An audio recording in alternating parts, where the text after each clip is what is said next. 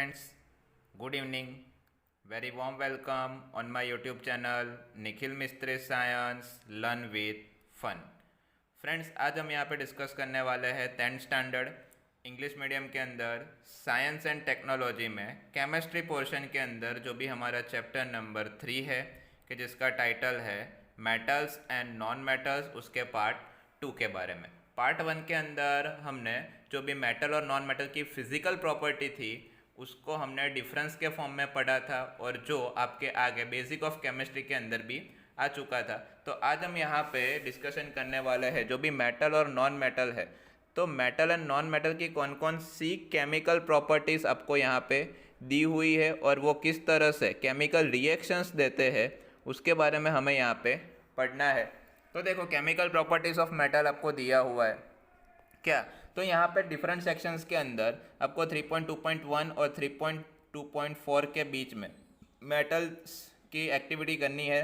Okay, chemical properties आपको check करनी है और उसके लिए आपको aluminium, copper, iron, lead, magnesium, zinc और सोडियम जैसे सब्सटेंस आपको लेने हैं। अब आपको करना क्या है, तो पहले आपको ये बोला है कि जो भी मेटल्स है वो जब एयर के साथ ब्रंट होते हैं, मतलब कि जलते हैं, जब उसका बर्निंग होता है तब क्या इफेक्ट दिखाई देती है।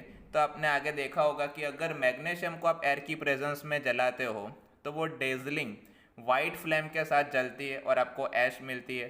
सेम मैनर में आपको ये सारे सब्सटेंस की भी एक्टिविटी चेकआउट करनी है। तो यहाँ पे आप देख सकते हो ये जो एक्टिविटी जब आप परफॉर्म करते हो तब आपको टीचर को असिस्टेंट्स के फॉर्म में रखना है, टीचर की हेल्प रिक्वायर्ड है, उनकी प्रेजेंट में ही आपको यहाँ पे एक्टिविटी करनी है। और आई को प्रोटेक्ट करने के लिए आपको जो भी ग्लासेस आते हैं वो आपको यहाँ पे पहनने चाहिए। तो आपको सैंपल लेने हैं और सैंपल को टंग से आपको यहाँ पे पकड़ना है और जो भी फ्लेम है बर्निंग फ्लेम के ऊपर आपको रखना है। ओके, और जो भी प्रोडक्ट आपको मिलती है तो वो प्रोडक्ट आपको यहाँ पे कलेक्ट करनी है और उसके बाद जो भी मेटल सरफेस होती है वो आपको चेक करनी है कि वो कूल है या हॉट है। ओके, कितने टाइम में वो वापस कूल होती है। मेटल है, क्या वो इजीली बर्न होता है, अगर वो बर्न होता है तो कौन सी फ्लेम के साथ वो बर्न होता है। Okay, yellow flame, blue flame या तो ब्लैक फ्लेम। ओके, बर्निंग के बाद मेटल की जो भी सरफेस है वो कैसे दिखाई देती है और जो भी मेटल्स है तो यहाँ पे ऑक्सीजन के साथ उसकी रिएक्टिविटी कैसी है और वो पानी के अंदर सॉल्युबल है या नहीं, वो सब आपको यहाँ पे चेकआउट करना है। तो ये जो रिएक्शन है इसको आप क्या बोल सकते हो, मेटल की ऑक्सीजन के साथ रिएक्शंस होके आपको क्या मिलता है, मेटल के ऑक्साइड्स मिलते हैं, जिसके बारे में हमने आगे डिस्कशन कर लिया है। तो सेम अज यहाँ पे कॉपर की जब ऑक्सीजन के साथ रिएक्शंस देते हो तो आपको कॉपर 2 ऑक्साइड मिलता है। तो यहाँ पे फॉर्मूला भी आपको दिया हुआ है 2Cu plus O2 gives 2Cuo, जिसको आप क्या बोल सकते हो, कॉपर 2 ऑक्साइड। सिमिलरली आप एल्यूमिनियम की यहाँ पे रिएक्शन देते हो किसके साथ, ऑक्सीजन के साथ, तो आपको क्या मिलता है, एल्यूमिनियम ऑक्साइड 2Al2O3। तो यहाँ पे ये जो एक्टिविटी है तो आप यहाँ पे देख सकते हो सेम अज आप रिएक्शन अब हाइड्रोक्लोरिक एसिड के साथ दोगे तो मेटल के अंदर मेटल क्या करते हैं, तो भाई मेटल जब एसिड के साथ रिएक्शंस देते हैं तब आपको क्या देता है, तो मेटल के सॉल्ट देते हैं और साथ में आपको क्या देते हैं, तो भाई जो भी हाइड्रोजन गैस है वो यहाँ पे प्रोडक्ट होता है, सॉरी प्रिपेयर होता है। और यहाँ पे मेटल ऑक्साइड है तो जो भी उसका नेचर है वो बेसिक है। मेटल के ऑक्साइड जैसे कि एल्यूमिनियम ऑक्साइड, जिंक ऑक्साइड, तो ये सब एसिडिक है। ओके, और बेसिक बिहेवियर भी कभी कभी वो आपको देखने को मिलता है। तो जो भी मेटल के ऑक्साइड्स है तो वो यहाँ पे रिएक्ट करते हैं एसिड के साथ। ओके, और साथ में बेसिस के साथ भी, तो आपको प्रोड्यूस करके वो क्या देते हैं, तो सॉल्ट एंड वाटर वो आपको यहाँ पे प्रोड्यूस करके देते हैं। तो ये एम्फोटेरिक ऑक्साइड्स है।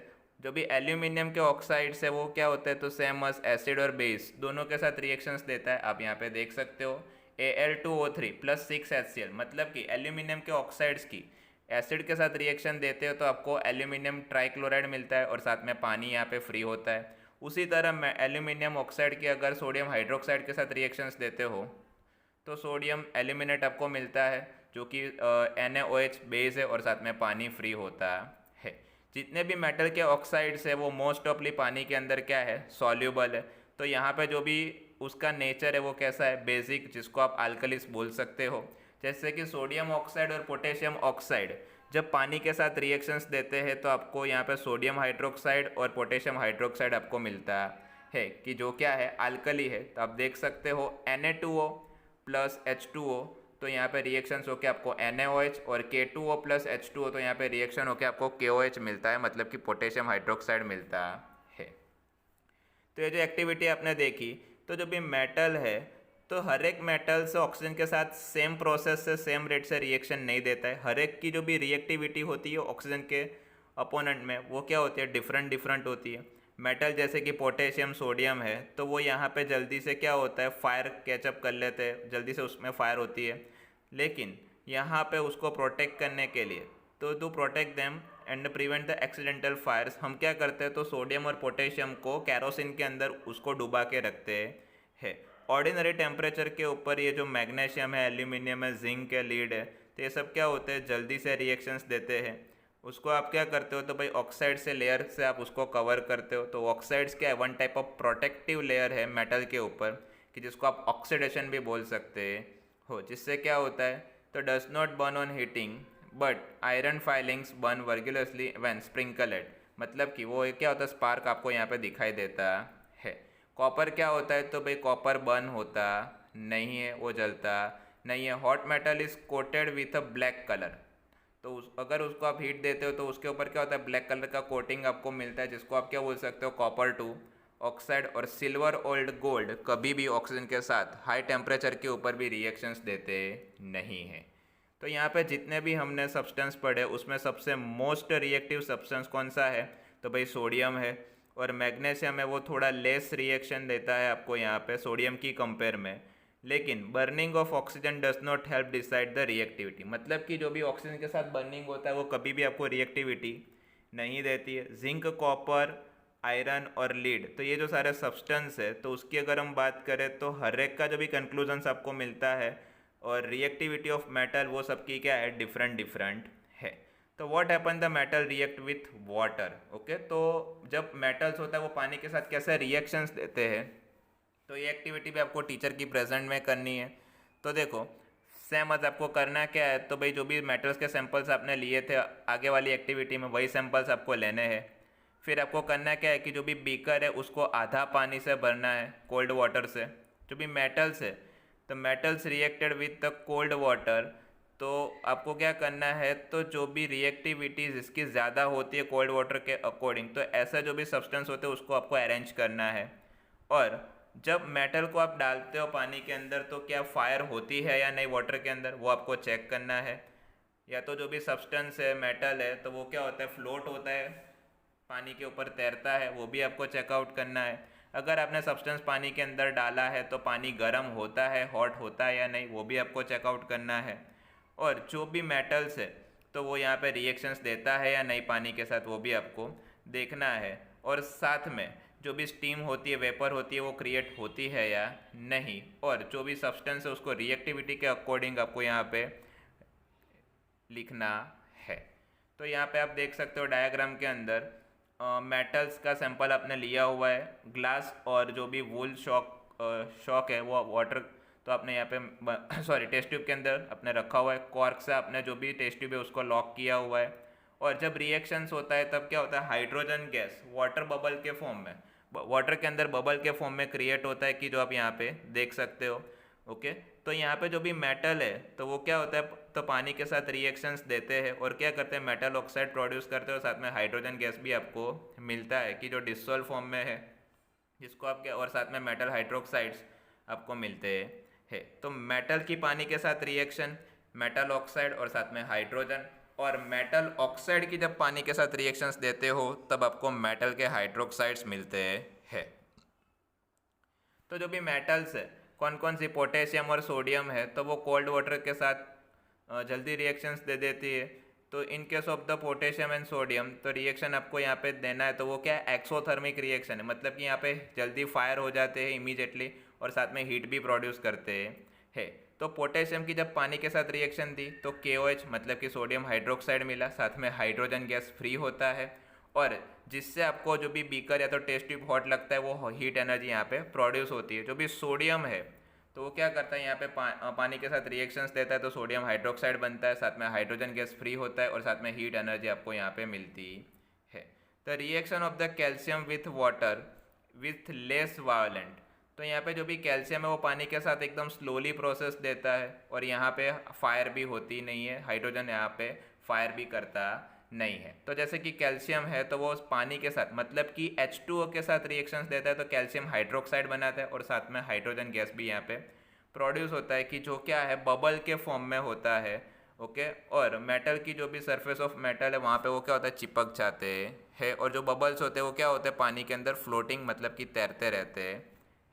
उसी तरह जो भी मैग्नीशियम है तो वो कोल्ड वाटर के साथ रिएक्शन नहीं देता है, वो हॉट वाटर के साथ जल्दी से रिएक्शंस देता है और हाइड्रोक्साइड और हाइड्रोजन प्रोड्यूस करता है, और साथ में वो क्या होता है तो जो भी बबल्स होते हैं हाइड्रोजन के तो gets striking on its surface मतलब कि वो तैरते रहते हैं।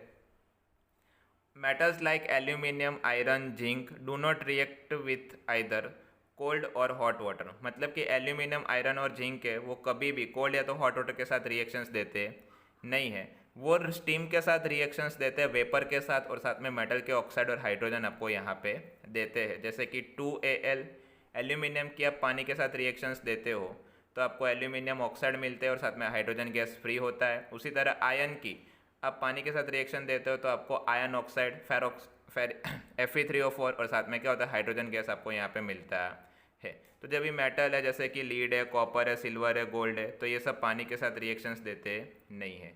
What happen when metal react with acid, मतलब कि जब मेटल एसिड के साथ रिएक्शंस देती है तब आपको क्या मिलता है तो सॉल्ट मिलता है और साथ में हाइड्रोजन गैस भी फ्री होता है। तो ये सारे जो भी टॉपिक्स है वो आगे हमने बेसिक ऑफ केमिस्ट्री में लर्न किए हैं।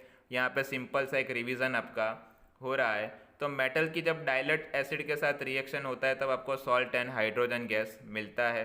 कैसे, तो आपको करना क्या है तो भाई आपको यहाँ पे सोडियम और पोटेशियम लेने हैं, उसके बाद उसकी जो भी बॉडी होती है, जो भी सरफेस होती है उसको रब करके आपको क्लीन करना है सैंड पेपर से। और जो भी सोडियम और पोटेशियम है तो वो क्या होता है कोल्ड वाटर के साथ जल्दी रिएक्शंस देते हैं, तो मतलब कि आपको क्या करना है सैंपल को थोड़ा सा सेपरेट रखना है। फिर टेस्ट ट्यूब के अंदर आपको क्या करना है डाइलेट हाइड्रोक्लोरिक एसिड डालना है। फिर जो भी थर्मोमीटर है वो टेस्ट ट्यूब के अंदर आपको डालना है, और जो भी बल्ब है तो वो कौन सा आपको एसिड के अंदर डिप करना है, मतलब कि टेम्परेचर आपको यहाँ पे मेज़र करना है, और साथ में जो भी बबल्स क्रिएट होते हैं वो भी आपको देखने हैं। जो भी मेटल्स है वो कितनी जल्दी रिएक्शंस देता है हाइड्रोक्लोरिक एसिड के साथ, और जो भी उसका टेम्परेचर है हाईएस्ट टेम्परेचर तो मेटल का वो भी आपको यहाँ पर रिकॉर्ड करना है। और जो भी मेटल्स है तो डिक्रीजिंग ऑर्डर टू रिएक्टिविटी, और एसिड के साथ रिएक्टिविटी के बाद उसको जो भी मेटल्स है उसको डिक्रीजिंग ऑर्डर में आपको यहाँ पे लिखना है। तो यहाँ पे जो भी हम बात करते हैं मैग्नीशियम, एल्यूमिनियम, जिंक, आयरन है तो वो क्या होता है तो जो भी रिएक्शन होता है डाइलेट हाइड्रोक्लोरिक एसिड्स के साथ तो आपको यहाँ पे क्या होता है तो भाई मेटल के सॉरी जो भी सॉल्ट होता है वो मिलता है और साथ में हाइड्रोजन गैस प्रोड्यूस आपको मिलता है। तो hydrogen gas is not involve in the metal react. Nitric acid है उसके साथ जो भी प्रोसेस होती है तब आपको हाइड्रोजन गैस नहीं मिलता है, क्योंकि जो भी HNO3 है नाइट्रिक एसिड है वो क्या है तो भाई ऑक्सीडाइजिंग एजेंट है, और जो भी ऑक्सीडाइजिंग एजेंट है वो कभी भी H2 प्रोड्यूस करता नहीं है। लेकिन यहाँ पे ऑक्सीडाइज होता है तो H2 प्रोड्यूस होता है वाटर, और साथ में आपको क्या मिलता है तो नाइट्रोजन के ऑक्साइड्स जैसे कि N2O, NO और NO2 मिलता है। मैग्नीशियम और मैंगनीज क्या होता है तो भाई डाइलेट HNO3 के साथ रिएक्शंस देते हैं और साथ में H2 गैस भी प्रोड्यूस करते हैं। तो यहाँ पे जो भी rate of formation of bubbles है तो यहाँ पे fastest in the case of magnesium. तो मैग्नीशियम के केस में सबसे क्या है तो हाइड्रोजन प्रोड्यूस होने का जो भी रेट है वो सबसे ज़्यादा है। And reaction with the most of the exothermic, मतलब कि यहाँ पे हीट क्या होती है सब में फ्री होती है एक्सोथर्मिक रिएक्शन से। और डिक्रीज ऑर्डर में लिखते हैं तो सबसे फास्ट रिएक्टिविटी मैग्नीशियम की, उससे थोड़ी कम एल्यूमिनियम की, उससे थोड़ी कम जिंक की, और लास्ट में सबसे कम किसकी है Fe की है। और जो भी टेम्परेचर है वो भी क्या है तो भाई अनचेंज मतलब कि सेम रहते हैं। Show the copper does not react with direct sulphuric acid, मतलब कि जो भी कॉपर है वो कभी भी डाइलेट हाइड्रोक्लोरिक एसिड के साथ रिएक्शन नहीं देता है। Metal react with solution of other metal salt. तो देखो यहाँ पे आपको क्या करना है क्लीन कॉपर वायर और आयरन नेल लेनी है, उसको आपको करना क्या है तो आयरन सल्फेट, और जो भी iron nail in the solution of copper sulphate is taken in the test tube के अंदर आपको लेना है, और जो भी ऑब्जर्वेशन होता है उसको आपको 20 मिनट के बाद चेकआउट करना है। तो यहाँ पे जो भी रिएक्शंस होता है वो क्या है तो जो भी बेसिस है एक्चुअली टेकन अ प्लेस, मतलब कि कौन किसकी प्लेस लेता है। मतलब कि हमने फर्स्ट चैप्टर के अंदर पढ़ा था displacement reaction and double displacement reaction, यही एक्टिविटी यहाँ पे हो रही है। तो एक्चुअल में क्या होता है कि भाई जो भी रिएक्शन है वो क्या है, डिस्प्लेसमेंट रिएक्शन है, जिसमें ज़्यादा रिएक्टिव सब्सटेंस क्या होता है, कम रिएक्शन वाले सब्सटेंस की प्लेस वो लेता है। तो यहाँ पे आपने किया क्या है, तो भाई आप देखो जो भी टेस्ट ट्यूब है उसके अंदर आपने कॉपर सल्फेट का सॉल्यूशन लिया है और उसके अंदर आपने आयरन नेल लिए। अब कॉपर सल्फेट क्या है, तो भाई ज़्यादा रिएक्टिव है, तो वो क्या करेगा, तो भाई आयरन का रिएक्शन आपको यहाँ पे देगा। तो आप देख सकते हो प्रीवियस सेक्शन के अंदर हमने पढ़ा था, लेकिन यहाँ पे दोनों इक्वली रिएक्टिव नहीं है। ओके, एक की रिएक्टिविटी ज़्यादा है और एक की रिएक्टिविटी यहाँ पे कैसी है, कम है। तो यहाँ पे डिस्प्लेसमेंट रिएक्शन आपको देखने को मिलता है, जो फर्स्ट चैप्टर के अंदर हमने पढ़ा था वही वाला। तो मेटल ए का जो भी रिएक्शन है उसको आप सॉल्ट के सॉल्यूशन बी के साथ प्रोसेस करते हो, तो यहाँ पे बी वाला क्या करता है, तो भाई ए को ए क्या करता है, तो बी के सॉल्यूशन के अंदर डिस्प्लेसमेंट करता है, मतलब कि सॉल्ट सॉल्यूशन ऑफ ए, और मेटल बी यहाँ पे क्या होता है, फ्री होता है। अगर ये आपको चेकआउट करना है तो आप फर्स्ट चैप्टर के वीडियो में जाके आप फिर से एक बार देख सकते हो। और उसके बाद आपको दिया हुआ है रिएक्टिविटी सीरीज़। तो रिएक्टिविटी सीरीज़ की बात करें तो जो भी रिएक्टिविटी सीरीज़ आपको जो भी मेटल्स है तो अरेंज करके दी हुई है, उसकी डिक्रीजिंग एक्टिविटीज़ के according. Performing displacement experiment activity 1.9 and 3.12 following series known as the reactivity of series. तो यहाँ पे जो भी पोटेशियम, सोडियम, कैल्शियम, तो ये मोस्ट रिएक्टिव सब्सटेंस है। Magnesium, aluminium, zinc, Fe, Pb, ये सब क्या है, रिएक्टिव डिक्रीज, मतलब कि धीरे धीरे उसकी रिएक्टिविटी कम होती जाती, मतलब कि वो मीडियम रिएक्टिव है। और हाइड्रोजन, कॉपर, मर्क्यूरी, सिल्वर और गोल्ड, तो वो लिस्ट रिएक्टिव, मतलब कि उसकी रिएक्टिविटी सबसे कम है। मतलब कि सबसे फास्ट रिएक्शन कौन देगा, पोटेशियम, सोडियम, कैल्शियम और मैग्नीशियम। और सबसे स्लो रिएक्शन तो गोल्ड है, सिल्वर है, मर्क्यूरी है, कॉपर, ये सब आपको स्लो रिएक्शंस देते हैं। तो फ्रेंड्स, इसी के साथ जो भी हमारा वीडियो है वो वीडियो यहाँ पे ख़त्म हो रहा है। अगर आपको ये वीडियो पसंद आया है तो प्लीज़ वीडियो को लाइक कर दीजिए, वीडियो के ऊपर कमेंट कर दीजिए और वीडियो को मैक्सिमम अपने फ्रेंड्स के साथ शेयर कर दीजिए। और कोई डाउट या तो क्वेरी है तो डिस्प्ले के ऊपर जो भी नंबर आपको दिख रहा है उसके ऊपर आप कॉल या तो मैसेज करके पूछ सकते हो। Thanks for watching, thanks for supporting.